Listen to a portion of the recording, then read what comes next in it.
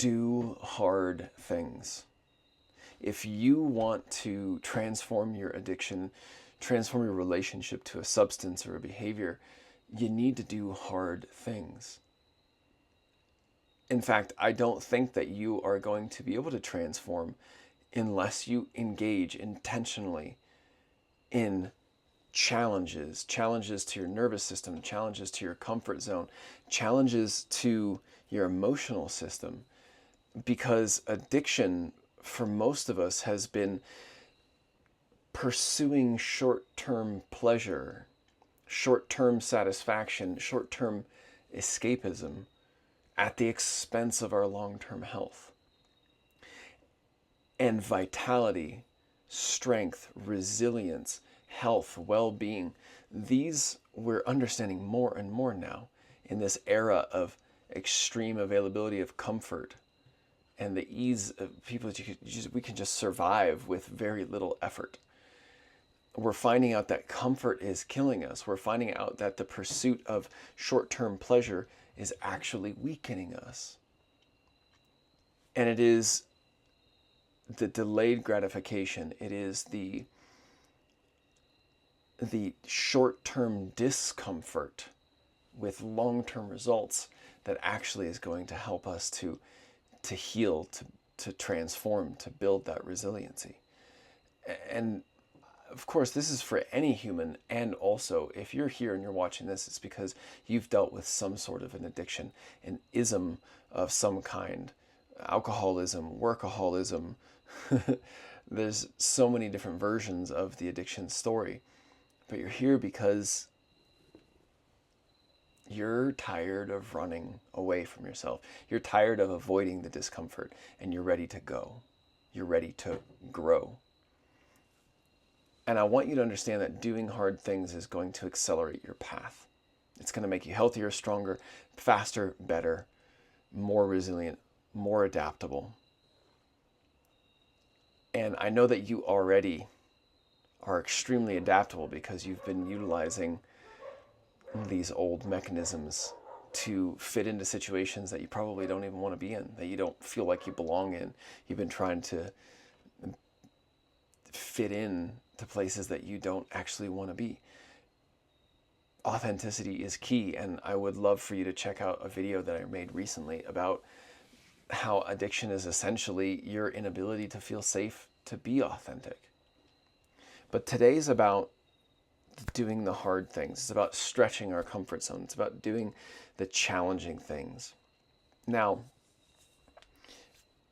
why this is so important is because doing hard things is going to help you to reprogram your brain, your nervous system, your neurological pathways to help you not run away when things become difficult, run away into your patterns, your consumption, your whatever your addiction has been.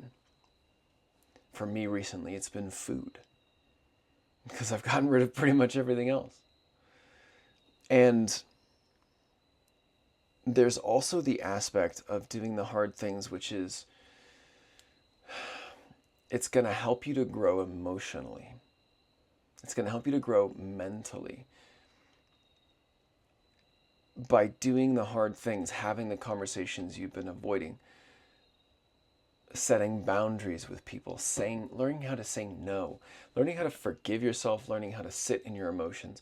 These are also challenging things that are so crucial and critical for us to become successful in our process of healing and transformation.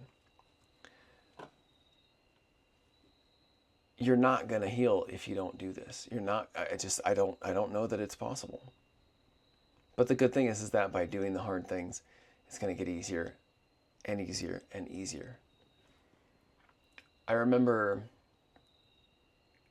I was feeling tremendously depressed for a period of time. I was living in Guatemala for a while. I left because I was in a very unhealthy state mentally and emotionally. I went back to the United States, and I ended up several times kind of bouncing back into my parents' house. And, here I was in my 30s, but went and ended up living with them after divorce, went and ended up living with them after this kind of mental breakdown that I had in Guatemala 5 years ago. And it happened over and over again, 4 or 5 times. And this one time I was feeling really down, and I knew that I needed to do something to change it. And so I made the commitment to myself, and I said, tomorrow I am doing an ice bath. My parents have this really big bathtub, and they never use it, which is so funny. This gorgeous, beautiful, I fit in it fully, and as a 6'3" male, it's so nice to be able to fit into a bathtub all the way without having to have my knees popping out. And so I went and I bought, I think I bought 8 bags of ice at 50 pounds. And I brought it home. I told my parents what I was doing. I asked my dad if he would watch me while I was doing the ice bath, because I was going to go for a very cold one. And, I'd had experience with it before, but I was going to push my limit. And so I got the ice home, I unloaded it, I put it in a bathtub, I filled it with water, and I went outside and I set a timer, and I did about 30 minutes of Wim Hof style breath work. And Wim Hof really, promotes this idea of breathing exercises and cold exposure. And eventually I finished the breath work, and I told my dad, hey, I'm ready to go. If you don't mind, come in, set a timer. And he goes, how long do you want to go for? And I said, last time I did it for 10 minutes. This time I want to double it. I want to do it for 20 minutes. And he goes, okay. And I remember getting into the tub, and I had to force my way through the ice because there was so much ice in it that the ice basically froze into a solid layer on the top. So I had to punch a hole into it so that I could get into the tub. And I sat there, and I just started focusing on my breath. And my dad sat there, and he watched me. He was sitting on a chair or a stool or something. And I think he had a basketball game on at the time. It was like watching a Phoenix Suns game or something. And there were some times when I thought to myself, like, he must think that I'm absolutely crazy. Or he must think that this is just weird. Like, I don't even know what he's thinking. 5 minutes hits, and I'm feeling really numb. 10 minutes, super uncomfortable. I want to scream. I want to get out of the tub. 15 minutes. Finally, I hit 20 minutes, and my dad came by, and he grabbed my arm, and I stood up, and I went and sat in the shower and turned it on cold, and then eventually hotter and hotter and hotter and hotter, and eventually got my body temperature back into, whatever normal is. And I felt so strong afterwards. I felt powerful. I'd never done 20 minutes before. In fact, since then, I probably haven't even done more than like 5 minutes. It's wild to think that I did 20 minutes in that much ice. But the thing is that the body is so resilient. It's our mind that gets in the way. Now, I can't say that ice bath fixed me. I still had some years to really figure my stuff out. And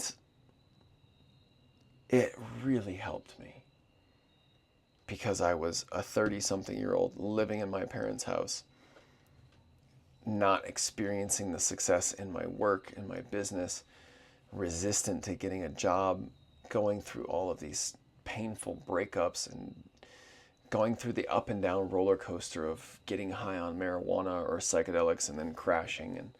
And this helped me to just kind of bring some steady, healthy new energy into my life.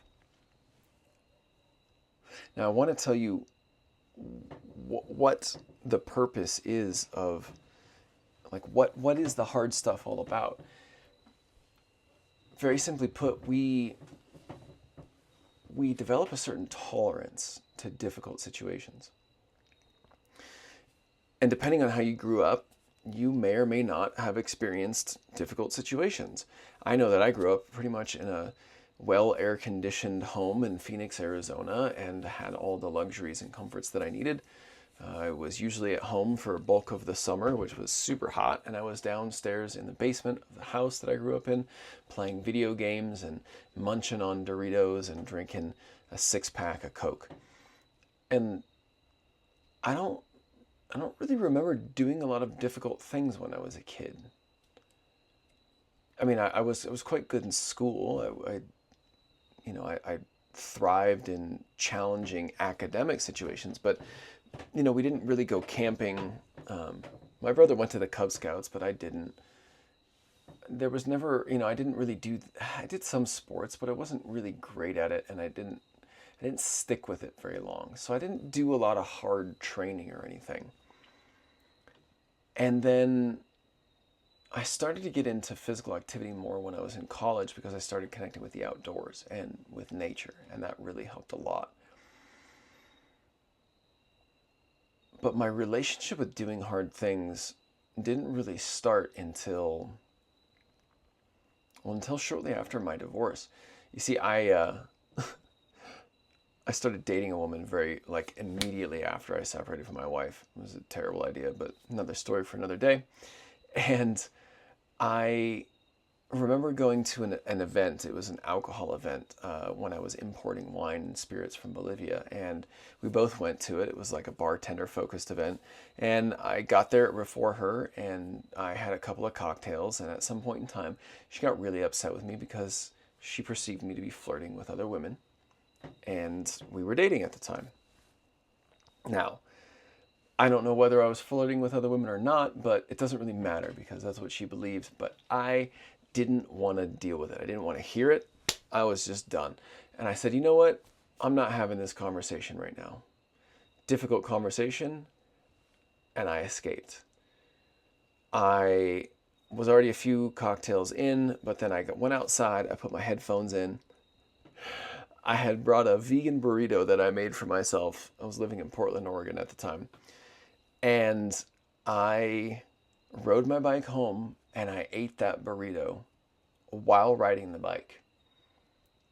And at some point in time, I tried to shift gears with the wrong arm on the other side of the gear, the handlebars, and I knocked myself off the bike and I broke my arm.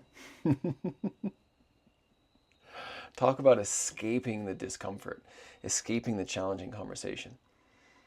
And it was after that I first connected with Wim Hof breathing, doing these 2, 3, 4, 5 minute long breath holds with no air in the lungs, doing cold water exposure because I wanted to do anything to heal my body faster.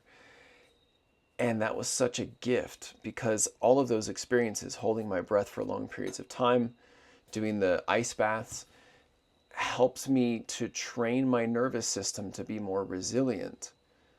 So that in the future, if I were to experience a challenging conversation with a partner, girlfriend, coworker, boss, whatever it was, I wouldn't run away so quickly. But at that time, my nervous system was fried. I was so burned out after 8 years of a relationship with my wife and hiding and just burnout from years of overwork and overstress in the restaurant industry. So my nervous system was not designed to handle it, at least not to handle these things without the promise of a drink, a cocktail, a joint, a cigarette, something that I would have after that would potentially soothe the situation, or maybe even just doing the difficult thing with a cocktail in my hand. I had a lot of difficult conversations with bosses and coworkers with a beer in my hand. But when I started to tap into these practices, what I didn't fully understand at the time is that they were rewiring my neural pathways. And when I sat in the cold ice water and didn't move and didn't run away, I was training myself. I was showing my mind that my body could handle it. I was taking those fear and panic responses from my body and I was breathing and getting them to slow down and calm down. And I was instructing my body and saying, hey, we've got this. We're going to be fine. We can stick this out a little bit longer. You see, it's the mind that gives up before the body. And when it comes to the recovery process, I believe that a consistent and varied practice of doing hard things is key. Tomorrow, like I said, I'm going out on this little trip. I'm going to a cabin for 4 days on my own, spring water, and going to harvest food from the earth. I'm going to have no phone, no internet. I'm not that far away from civilization, but I will be completely disconnected. And I will be there with nothing but my thoughts, my emotions. And that for me is hard. That is a challenge. And I'm actually going to be doing a water fast as well, because I want to purify my body. And also going without for a few days is so helpful, because it instructs our body and our mind, and it shows us that we can do challenging things. I have done, since my divorce, probably 7 years ago, I have maybe done 20 fasts. I've done a 40-day juice cleanse. I've done a 3-day dry fast, which is no water and no food. I've sat with combo, which is of tree frog venom, that you burn and apply this to these superficial burns on the skin, and it causes you to go through 45 minutes or so of intense nausea, vomiting, and pain. I have done so many discomfort, uncomfortable and challenging things, and each and every one of them has helped me to handle myself better, to not run away. I still have moments of challenge, but all of these processes have made me stronger. In fact, this last year, some of the challenges that were the most beneficial and also difficult was the 75 hard challenge. 2 workouts a day, rain or shine. One of them has to be outside. Following a specific diet, reading a book for 10 minutes, or it's like 10 pages of a book at least, drinking a gallon of water, all these things. That was really challenging. I was actually the only one out of the 4 men that we jumped in as that finished it. And I will tell you that this challenge made me stronger. It prepares us for the emotional things that we're going to have to do in the process of healing, which is sitting with uncomfortable emotions instead of reaching out for a quick fix. It's learning how to be honest with yourself and with others, especially when it feels vulnerable. It's forgiving ourselves for the past, looking really closely at the things that we've done in the past and loving them and accepting them as what we needed to learn and experience in order to get where we're at. It's creating new routines and healthy habits when it sucks. Getting up early, taking a cold shower, doing a workout, not, like intermittent fasting, not eating all the time. But these things are going to help to create freedom. True freedom is created through discipline. True freedom is created through consistency. But I want you to understand that you've got to start small. I wouldn't necessarily recommend for you to jump in and do a 20-minute ice bath right away. But maybe start with cold showers every morning. Commit to just for 1 week doing cold showers every morning. Start with just get in the shower, turn it on, ice cold water, even better now in the wintertime because it's most likely quite a bit colder. And then you can finish hot. But do it for 2 minutes. Set a timer. Put on a favorite song and let that song play out. You can join a group or a challenge and get support and accountability from the people that are in that challenge. You can commit to a certain type of a dietary practice, or as I recommend, do a fast. 36 hours with no food is a great way to reset the body. And if you haven't ever done that before, it's challenging. To go without eating food for 36 hours can be very challenging at first. But to control our impulses is going to help your nervous system to rewire so well. Now, here's the thing.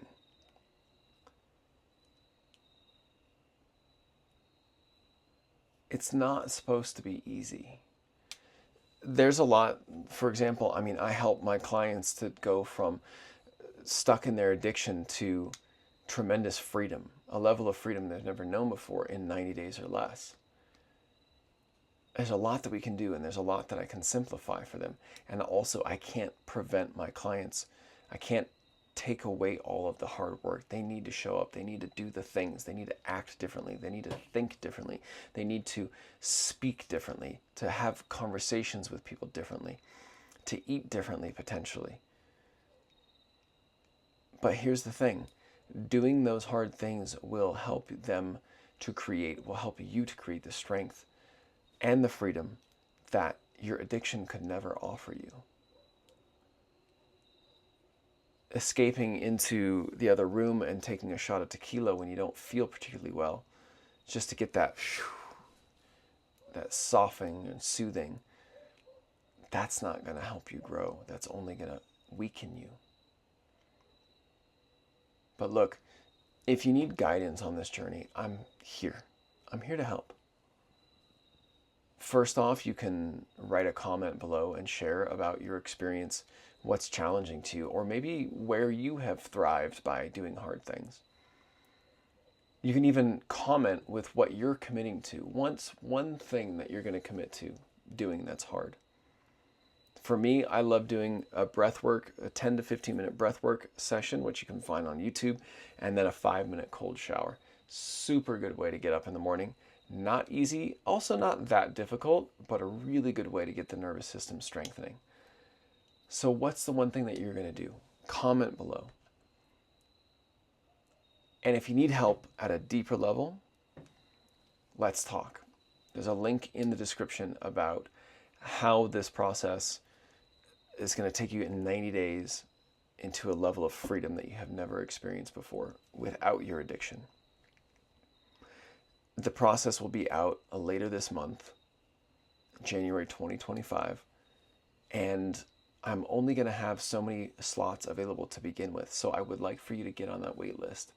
And in the meantime, you can download the 5-minute stress reset meditation, which when these challenging things come up, you can use that to reduce your stress and anxiety, get centered and grounded and fully present in your body, and make sure that you are set so that you don't make the bad decisions that you're eventually going to regret. What I would like for you to remember is that comfort is killing us. And so when you choose to stretch your comfort zone, you're going to grow. You're going to strengthen yourself. You're going to make yourself more resilient. You're going to live longer, and you're going to feel better.